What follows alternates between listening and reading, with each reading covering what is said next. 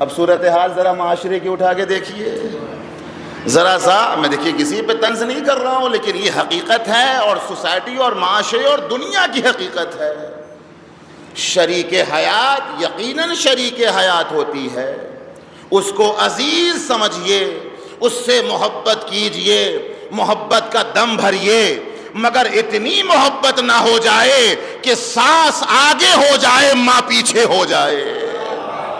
جی میں نہیں کہہ رہا ہوں کہ انسان اپنے جو ہے وہ مجازی مثال کے طور پر جو ساس سسر ہوتے ہیں ان کا احترام ضروری نہیں، ان کو بھی ماں باپ کی طرح سمجھا جائے. اور شریعت کہہ رہی ہے، اسلام یہی کہہ رہا ہے کہ جیسے تمہارے ماں باپ ہیں ویسے آنے والے کی بھی ماں باپ ہیں.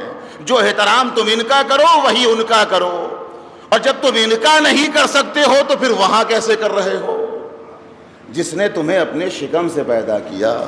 افسوس کی بات ہے، دیکھیے یہ تلخ حقیقت ہے خدا کی قسم معاشرے کی. سب نہیں ہیں لیکن کچھ ہیں اس معاشرے میں کہ جہاں ماں کو ترجیح نہیں دی جاتی ہے لیکن ساس کو ماں سے زیادہ ترجیح دی جاتی ہے. آپ جانتے ہیں پیغمبر کے زمانے کا یہ چھوٹا سا واقعہ کہ جب بیٹے کی شادی ہوئی، رشتہ ازدواج میں بندھا، اور چند مہینوں کے بعد کچھ بہو اور ساس سے کچھ تو میں ہوا، بیٹا گھر میں آیا. اس نے ماں سے کہا کہ ہر جگہ آپ ہی صحیح نہیں ہیں، کہیں آپ بھی غلط ہو سکتی ہیں. ادھوری چیزوں کو جانا، ادھوری نالج کو حاصل کیا، اور بہتان کس پہ لگا دیا؟ ماں پہ لگا دیا. پھر احساس ہوا کہ نہیں میں نے غلطی کی ہے.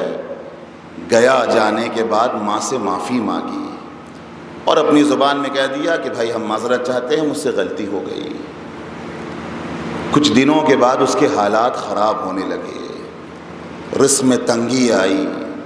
پوری طولانی روایت ہے، میں اس کو بہت اختصار سے بیان کر رہا ہوں. جو پیغمبر کے پاس گیا تو پیغمبر نے یہی پوچھا کہ تیرے ماں باپ زندہ ہیں؟ کہا میری ماں زندہ ہے. کہ وہ تجھ سے ناراض تو نہیں ہے؟ کہا نہیں ناراض تو نہیں ہے. کہا کبھی کچھ ایسا؟ کہاں ایک منزل ایسی آئی تھی لیکن پھر بھی میں نے معذرت مانگی تھی، معافی مانگی تھی. کہا کیسے مانگی تھی؟ کہا بس زبان سے کہہ دیا تھا کہ مجھے معاف کر دے. کہا نہیں، جاؤ، وہ آج بھی منتظر ہے کہ ویسے معافی مانگو جو ماں سے معافی مانگنے کا حق ہے.